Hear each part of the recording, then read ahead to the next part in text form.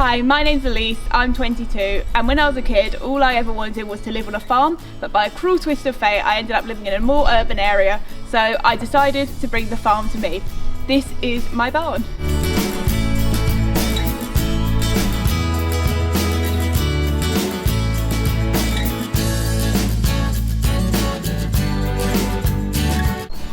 So let's start with the fencing. This is half round wooden fencing and most of them have been concreted into the ground, and we also have this really small hole chicken wire running down this side because we have a load of plants and bushes here because it obviously was a garden before we moved them in, and it just stops them from eating anything poisonous. So I'm in front of the entire updated barn now, and this was custom built by Olson's Timber Buildings for us, and this building was originally what was here for Scotty, and it's a tack room, the veranda, a stable, and then this little lean-to building here was added on for our new addition, Sapphire. I'm standing in front of Viscosity Stable currently, and this is the original stable, and as you can see we have some cute little handles on these. These are horseshoe handles, and we chose these because they're easier to grip and they're also really cute, and these are by Stubbs online, you can get them. And this original stable is an 8x8 and it's a perfect miniature horse size. In Viscosity Stable I have them bedded both on Orbios, and I've recently swapped them to this because it was just, they were on wood pellets before and it was really dusty and horrible to muck out and cold, and it was always damp, but the Orbios has been great and they really enjoy living on it now. The floors and the walls are both matted with foam matting from Arc Mats, and the reason I've actually done the walls too was a mixture between I hated the kickboards, which were this really horrible wood material that looks really ugly, so I actually used the matting to cover it up, but also when the babies roll up against it, it's a bit softer for them, they can't cut their legs on it.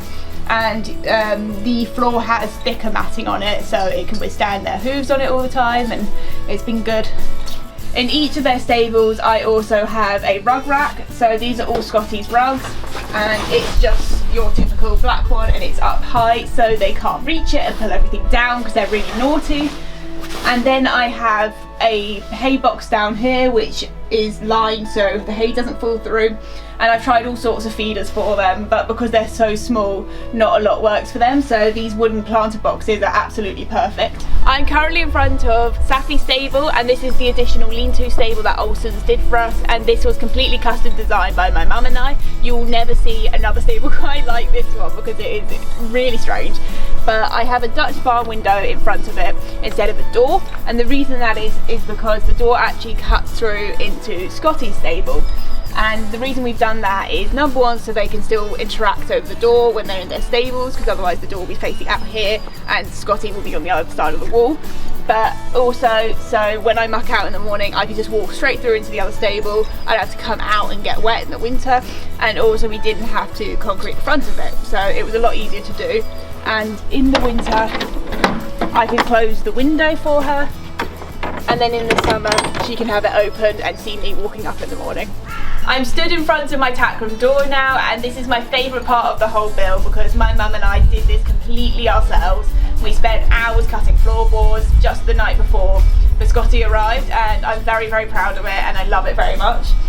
So we have my little nameplate which says Elise's Tack Room on here, and of course the matching horseshoe handle to the stables.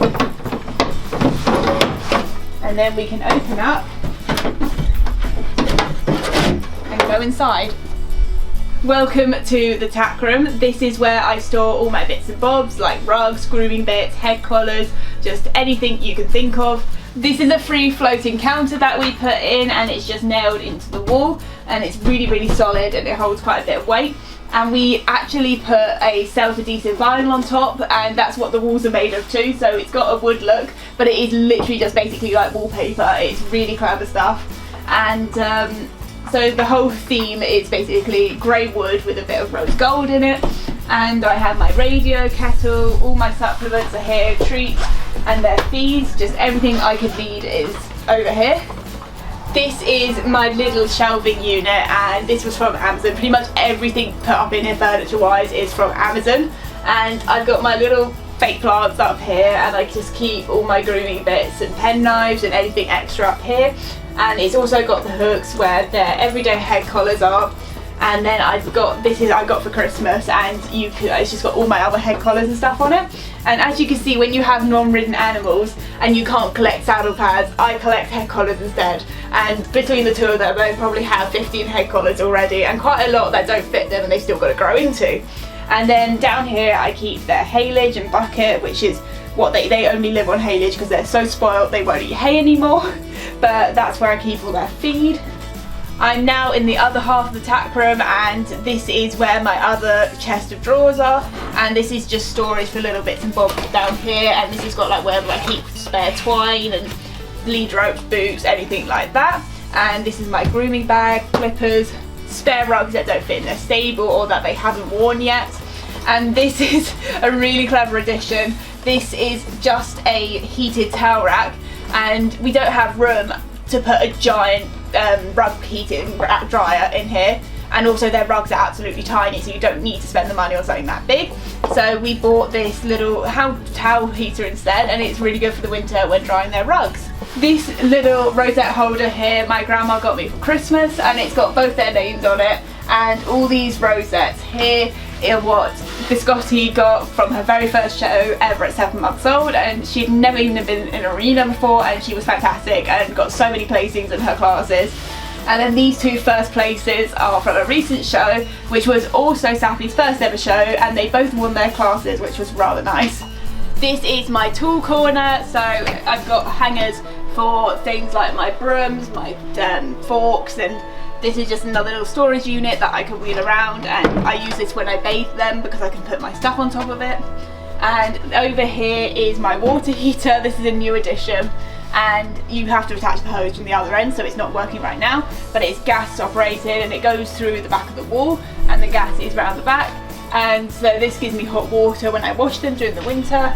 And then my favourite part is the solarium, and this is on a little pulley unit because obviously when you've got a big horse you can just attach it to the ceiling and it's fine, but when you've got weanlings that are 28 inches and still going to grow, it needs to come right down. So I'm going to show you how you put the solarium down. So I'll do it from here first.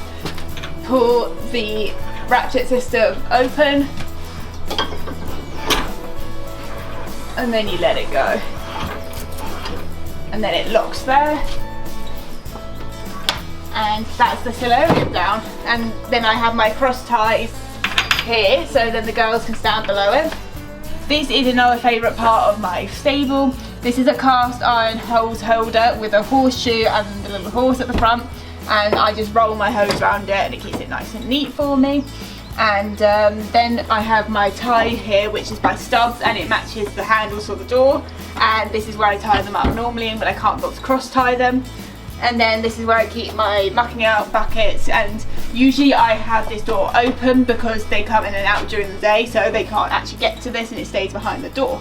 There's also a matching part to this, which is my flower hanger, which is screwed into the top of the stable, and in the summer we have a beautiful hanging flower basket on there, and that's also from America and matches this one. I'm now outside the front of the veranda, and this is where the horses like to stay a lot of their time because they can go in and out. And this is a longer version of what they have in their stable. It's a really heavy wooden planter box, and you literally cannot move this because they move absolutely everything they can get their hands on.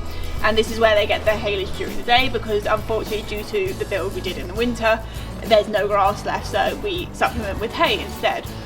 And down on the floor we have rubber mats. This is actually grass matting, and it just, because this got just so wet in front of here where everyone was walking on and off, it just gives a bit of a level surface for them to stand on so they don't get mud fever, and it's worked really well for us. This is something that people ask about a lot. This is my 600 litre composting box, and as you know we are in a garden. This is not a yard, we have neighbours both sides, and we can't have a muck heap. That's not legal. It's not something we can have, and we don't have a tractor to come in and then empty a giant muck heap, so we can't have that. So we did a lot of research on what to do with the waste, and I muck out very carefully so there isn't much bedding waste. I deep litter them, so I only take the wet out once a week, and then the rest of it gets put in the compost box, and we water it every now and then to keep it moist, and then we'll be able to eventually bag this up and use it on the plants. I'm now standing on the flat area of the garden, and this is just to the right of the actual paddock, and this is just a flattened area of the garden because the whole thing was on a hill originally. And this is now my makeshift menage, and I can bring them down here and work them, which is great. This is also just in front of the flat area that I work them in, and they can come round from the paddock and come down the ramp, and that's how we actually get them out of their paddock, because this is entirely on 2 different levels. I'm down by the house, and then the rest of the garden's up on a different level. And that was our first thing when we first thought about designing this stable. We were like, how the hell do you get a foal up and down some stairs? And luckily she was absolutely weenie when we first bought Scotty, so we could pick her up. We actually carried her up the stairs to begin with. And then it took me months to train her to do this ramp, and she now does it with her eyes closed, up and down. And when we got Safi, she had Scotty to follow up, so she's never had a problem with it. She just goes straight up it, and it's really good now. And it's just a metal wheelchair ramp, it's very heavy and stable. And then we bought some trailer ramp matting and put that on top so they can't slip on it. For those of you that don't know and are wondering why I have 2 tiny horses in my garden, there's actually a real reason behind that. I had to quit riding in May in 2019, about a year ago now, and the reason for that is because I've had multiple operations since I was 13 on my spine, and it has eventually caused me to have multiple disabilities, and it just became too much and I was in too much pain to carry on. But as all you horse people would know, when you've been around horses your entire life, it's really hard to just go from 7 days a week riding your horse to absolutely no interaction with horses whatsoever. And I've been obsessed with American miniature horses for a very long time now, and we finally made a joke about having them in the garden. We could put tiny horses in the garden, and then it kind of just happened from there. So that explains why my barn is literally in my garden.